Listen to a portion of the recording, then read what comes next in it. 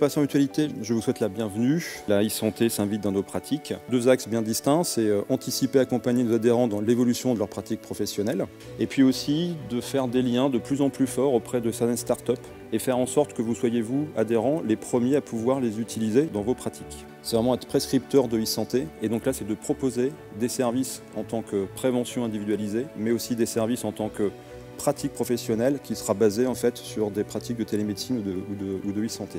Quand vous utilisez cette boîte, vous êtes dans cette logique-là. Vous voulez tout de suite cette réponse, instantanément. Et donc nous avons des enjeux majeurs aujourd'hui sur un besoin évident dans nos vies, qui est celui de la santé, de trouver la bonne réponse au bon moment. L'aventure de la digitalisation est quand même un moyen fabuleux de développer du service. Dans ce monde qui est le nôtre, celui des professions de santé, celui du besoin de prendre en charge des patients, adresser correctement des thérapeutiques face à des maladies, si nous adoptons ce monde de la e-santé, c'est pour une seule raison, c'est que nous avons encore à progresser. Mais je reste persuadé qu'il faudra toujours un professionnel de santé comme agent de fiabilité de ces processus et de la prise de décision qui est nécessaire. La technologie, elle est déjà là. Il n'y a pas d'enjeu à la technologie. Le seul enjeu, c'est qu'est-ce que nous pouvons en faire, nous professionnels de santé, pour être meilleurs au service de nos concitoyens. Donc on peut se vanter de la qualité de notre médecine, de la qualité de nos compétences soignantes. Mais soyons humbles quant à notre capacité d'adaptation aux vrais besoins de notre population. Sur chaque territoire, on a des conformations d'organisation des soins qui sont différentes et on a des enjeux de santé publique qui ne sont pas forcément les mêmes. On a besoin de récupérer cette intelligence territoriale pour la gestion de nos patients. Ça, c'est important. Le deuxième élément, c'est qu'à cet échelon-là, on est capable d'innerver par l'innovation le territoire.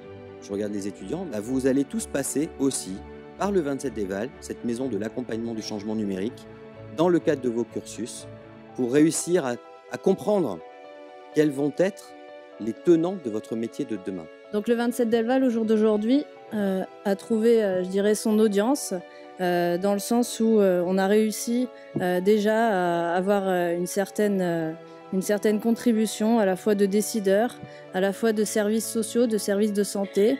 Et aujourd'hui, on a déjà réussi à rallier certains enfants notamment et certaines familles qui font le pari du digital pour se sensibiliser à des sujets de santé comme les addictions, comme la nutrition, le bien bouger, le bien manger. Les parents sont sensibilisés via leurs enfants à l'intérêt de toutes ces nouvelles technologies, mais surtout au message que l'on veut leur faire passer. Et aujourd'hui, cette nouvelle technologie et cette nouvelle façon de penser la médecine, c'est pour nous une mise devant une mission qui est importante et une responsabilité qui est la nôtre et qui est aujourd'hui plus importante qu'hier.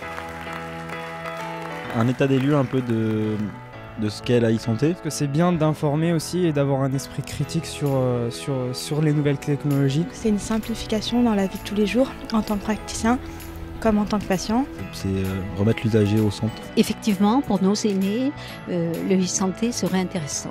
Pour que l'on puisse échanger entre nous sur l'avenir de nos professions.